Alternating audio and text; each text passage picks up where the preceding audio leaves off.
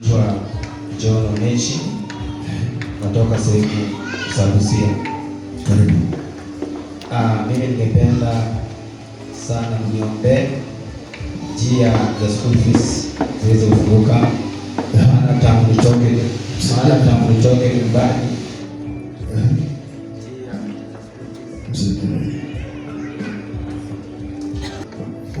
Umesema umetoka Busia?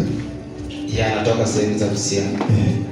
So ningependa sana niweke pia kwa maombi, Mungu anifungulie njia ya school fees.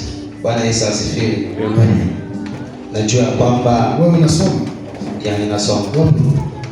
Nasoma hapa Poli. Wapi? Yes. So ningependa Mungu sana anijalie pia ili nami nikaweze nikafanikiwa kimaisha. Bwana Yesu asifiwe. Najua kwamba nimeingia mahali pazuri, na mimi nimeingia kweli. Kwanza wakati nilipoingia mahali hapa, mimi nikajiona kwamba nimeingia mahali kweli roho yangu ilikuwa inahitaji. Bwana Yesu asifiwe. Kwa kweli siku zote wewe ni mchungaji. Ulikuwa unahubiri? Ya, pia nimepewa neema ya kuwa mchungaji, lakini ingawa sijaanza kuitumika bado, lakini ile neema niko nayo. Lakini najua nikiwa hapa Mungu atanitetea na Mungu atanijalia pia mimi nitakuwa mchungaji.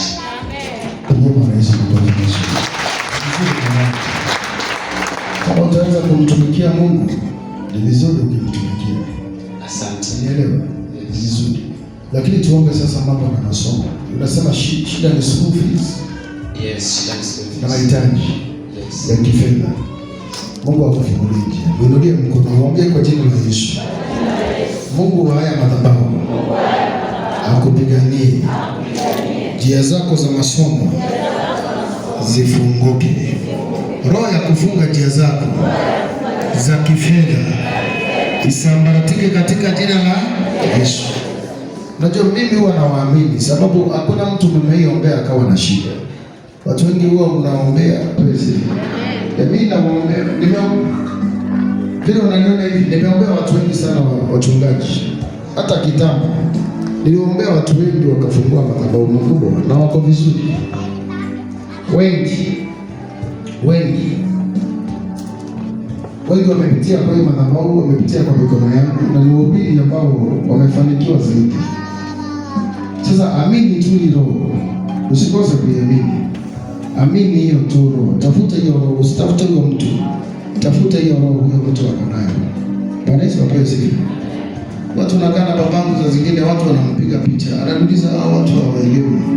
Sasa wewe ukikaa na mtu kama president, simwambie hata akupe kazi.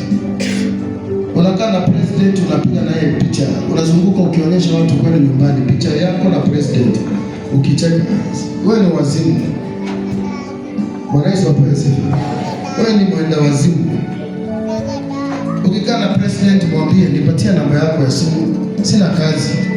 Ndugu yangu hana kazi. Kwetu hatuna nyumba yetu ilipomoka. Tujengee hata kanyumba.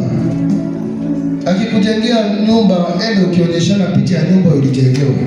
Hiyo ndio kuwa na hekima. Tusaidane kwa jina la Yesu. Hiyo ndio kuwa na hekima. Hekima si kupiga picha na watu. Si kupiga picha kwa hoteli kubwa uonyeshaje watu vile unakula chakula mzuri. Hiyo chakula ikusaidie. Haitakusaidia. Kuna vitu za maana kwako. Kuna vitu za maana kwa mtu. Nini ilifanyika kwenu? Mbona maisha yenu yaliharibika siku moja yote?